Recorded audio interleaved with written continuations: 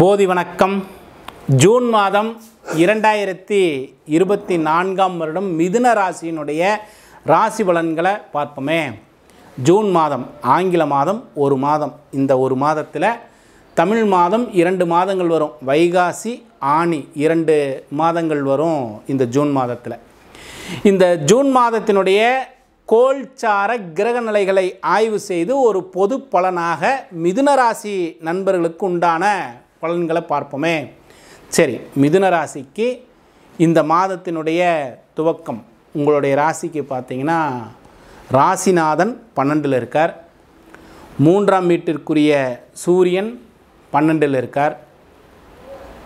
12ஆம் வீட்டிற்குரிய சுக்கிரனும் 12ல் இருக்கார். இப்போது ராசியாதிபதி 4ஆம் வீட்டிற்குரியவன் 12ல் இருக்கிறார்னா சின்ன சின்ன விரயங்களை குறிப்பு காட்டக்கூடிய காலகட்டமாக இருக்குது. பொதுவாகவே 12ஆம் வீட்டில் குருவும் இருக்கார். குரு 12ல் இருக்கிறதே விரயங்களை நாம் முன்பே பல பதிவுகளாக குரு பெயர்ச்சியினுடைய பலன்களை மிதுன ராசி நண்பர்களுக்கு சுப விரய பலன்கள் ஏற்படுறதாக நிறைய விஷயங்கள் பார்த்துக்கிட்டே இருக்கோம்.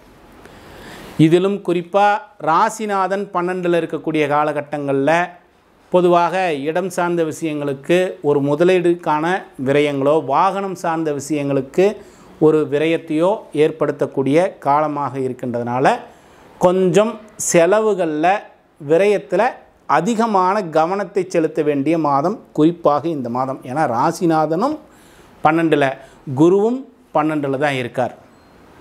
அதே போல் தொழிலுக்குண்டான முதலீடு, ஏன்னா 10ஆம் வீட்டிற்குரியவர் தானே குரு பகவான், அவரும் 12ல் இருக்கார். இப்போது இந்த குருவினுடைய பலனை தனியாக குரு பெயர்ச்சியினுடைய பலன்களாக நிறைய விஷயங்கள் பார்த்துட்டோம். இப்போ கோல்சாரத்தில் மற்ற கிரகங்களையும் ஆய்வு செய்கின்ற பொழுது 12ஆம் வீட்டிற்குரிய சுக்கிரன் 12ல் இருப்பது ஒரு வகையில் சிறப்பான பலன்களாகவும் எடுத்துக்கலாம். விரயங்கள் நடக்குது அப்படின்னா பெண் வர்க்கத்திற்கான செலவுகள், வீட்டில் இருக்கக்கூடிய பெண்களுக்கான ஆடம்பர செலவுகள்.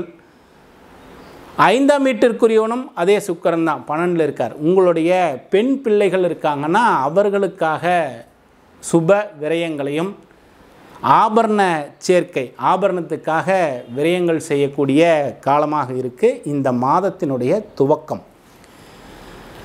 11ஆம் வீட்டிற்குரிய செவ்வாய் 11ல் தான் இருக்கார். இது விசேஷம்தான். லாபஸ்தானம் வலுவாக இருக்குது. 10ல் ராகு, தொழில் ஸ்தானாதிபதி 12ல் இருந்தாலும் 10ஆம் வீட்டில் ராகு பகவான் இருக்கிறார். தொழிலில் ஒரு அபிவிருத்தியை கொடுக்க தான் செய்வார். நல்ல லாபங்களை ஏற்படுத்தக்கூடிய காலகட்டங்களாக இருக்குது இந்த ஜூன் மாதம் மிதுன ராசி நண்பர்களுக்கு. ஏன்னா 11ன்னு சொல்லக்கூடிய லாபஸ்தானத்தில் செவ்வாய், அந்த வீட்டுக்குரிய கிரகம் செவ்வாய் அந்த வீட்டிலே ஆட்சி ஆகக்கூடிய காலத்தில் இந்த மாதம் நல்ல ஒரு லாபத்தை ஈட்டக்கூடிய மாதம். விரயங்கள் நடந்தாலும் ஒரு நல்ல லாபங்கள் ஏற்பட்டு அதன் பேரில் தான் பொருள் செலவுகள் எல்லாம் ஏற்பட போகின்றது. சரி, இது 15ஆம் தேதி வரைக்கும் இது போல் அமைப்பு இருக்கும். நான் சொல்வது ஆங்கில தேதிக்கு 15ஆம் தேதி வரைக்கும்.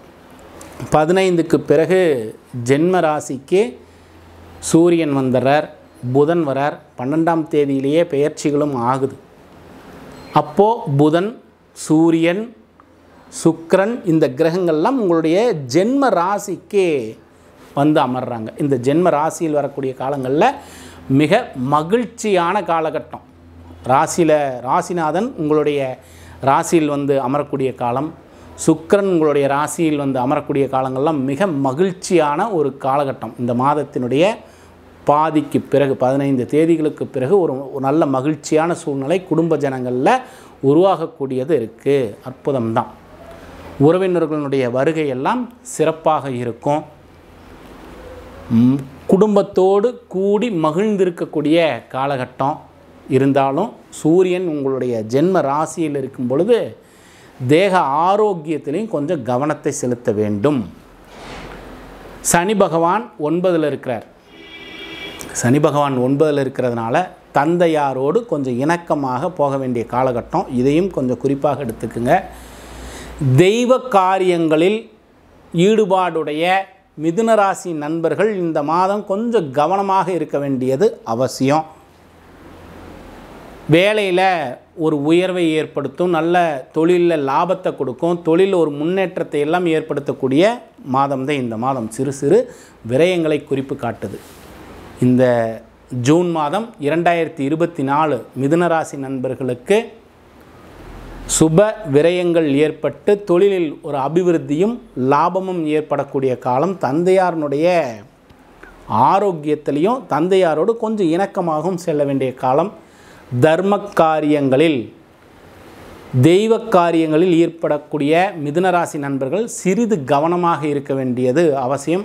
ஆடை ஆபரண சேர்க்கை, குடும்ப உறவினர்களோடு மகிழ்ச்சியாக இருக்கக்கூடிய அற்புதமான மாதம்தான் மிதுனராசி நண்பர்களுக்கு இந்த மாதம். சரி, குறிப்பாக நாம் நம்முடைய போதி மையத்தில் இந்த கேரள பிரசன்ன முறைகள் பாடத்திட்டமாக நடத்திக்கிட்டே வரோம். இந்த பாடத்தில் சுவாச பயிற்சியும் தியான பயிற்சியும் சேர்த்து நேரடியாகவே வகுப்புகள் தியான பயிற்சியோடு சேர்த்து மூச்சு பயிற்சியும் இந்த பிரசன்ன முறைகளையும் தாம்பூல பிரசன்னம், 108 சோழிகளை வைத்துக்கொண்டு சோழி பிரசன்னம், சொர்ண பிரசன்னம், இந்த வகுப்புகள் நேரடி வகுப்புகளாகவே நம்ம நடத்திட்டு வரோம். விருப்பம் இருக்கக்கூடிய மாணவர்கள், அடிப்படை படித்த மாணவர்கள் இந்த வகுப்பில் கலந்துக்கலாம். என்னோட நீங்கள் தொடர்பு கொள்ளுங்கள். விருப்பம் இருந்ததுன்னா பல ஆய்வுகளை தொடர்ந்து நாம் செய்வோமே. சரி, போதி வணக்கம்.